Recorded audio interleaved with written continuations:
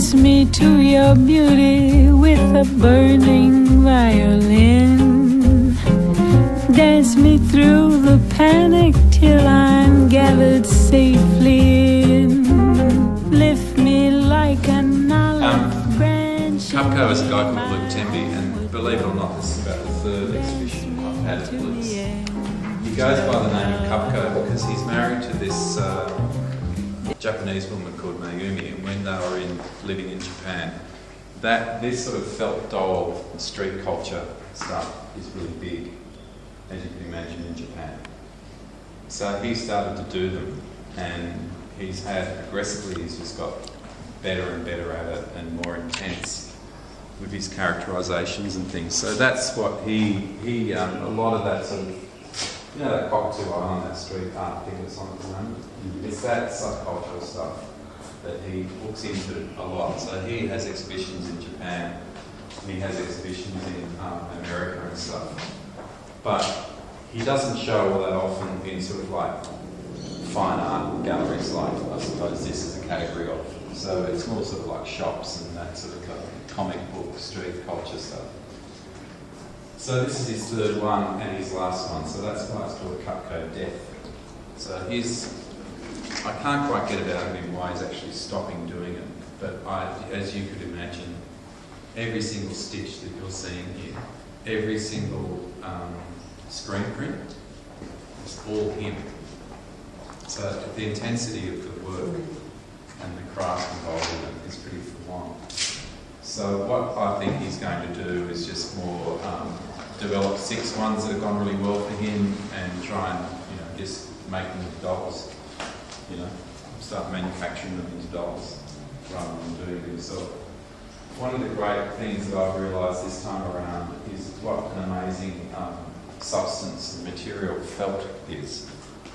Because it's all felt, and the way that those colours just bounce back every single time and retains its freshness, it's really quite extraordinary. And for him to source Mr. Felt in Sydney rather than go to Spotlight and spend a fortune. So a lot of kids therefore get off on this because it's got that sort of subcultural cool about it. But you know, you sort of think, oh, that's going to wear out. But so people walk into these things and get different things off what Luke does. For me, I reckon he's one of the best political commentators around. I think when I first saw that, which is a really iconic piece for him, which is the Suicide Bomber Girl, even I sort of stepped back a little bit and was thinking about the politics of whether that's good or bad. And he challenges you like that, even though it's a smiling face. So that's the sort of like the interesting discourse that he's entering into. My purchase this time around for myself was this kid. So, you know, there he is. I immediately say, oh, you know, he's in the streets of Palestine, but then people say, oh, he could be in the streets of Athens or in London, actually. But I quite like this sort of corporate identification with the Molotov cocktail. And it's sort of, you know, Luke is one of those guys that just watches the news and stuff, but because he comes at it from a different angle, he comes into it with a really fresh sort of image. He's a very sharp, immediate image maker. That's what he is. He does that really well. So there's these cheeky little things that he comes up with, like that's the bird flu. Gin one, yeah. Yeah. So. And with the Molotov cocktail as well. And with the Molotov, yeah, he's a street kid. I don't like the chopper, but we'll leave that to him. This is Dennis Ferguson, the pedophile. So those little dolls over there.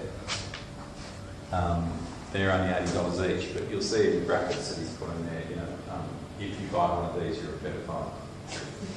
I took him to the Melbourne Art Fair a few years ago, and he was a huge hit. We had them really clustered up very closely together.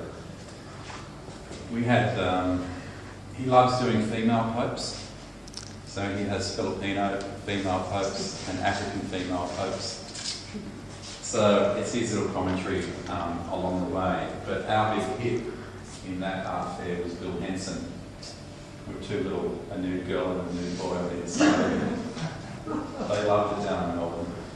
But Bill Henson was showing down in that stall down below, and we were hoping that he would come up. But he didn't. The other thing that I love about what he does is that it's essentially the same format, right? But the way that just with a few marks he can get such great characterisation and portraiture through it. It's very clever. He's really quite clever, and it sustains it because it's just so well crafted and so well thought through. Even though he's sort of quite belligerent about his capacity and stuff, it's very much there. And these things are a bit out there. There's always a few things that you're sort of not too sure about, but you know, given the year, then you sort of ease your way into them. So a lot of those masks there are, I'm not quite sure. But the great thing about them is that it's like all those great Roman sculptures, you know, all the noses are being knocked off. Okay. Except for the Phantom. Yeah, right.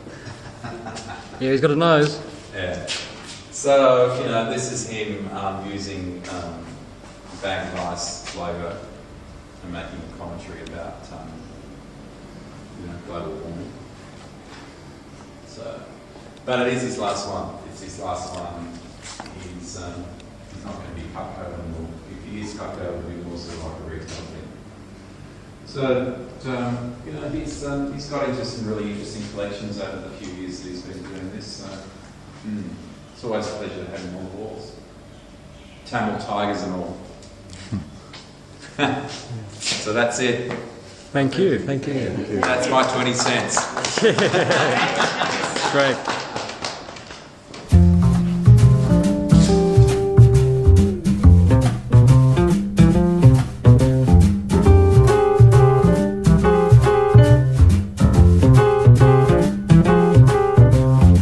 Dance me to your beauty with a burning violin.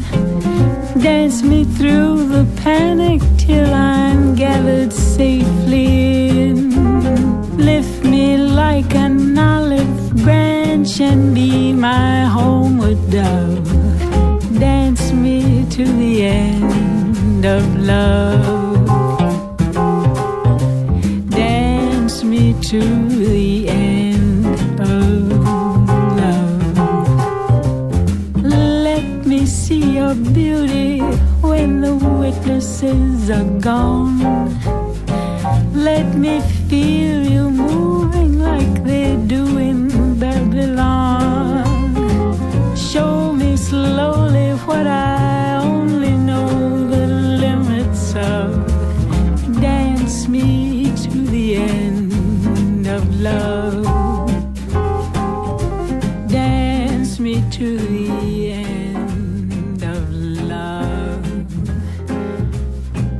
Dance me to the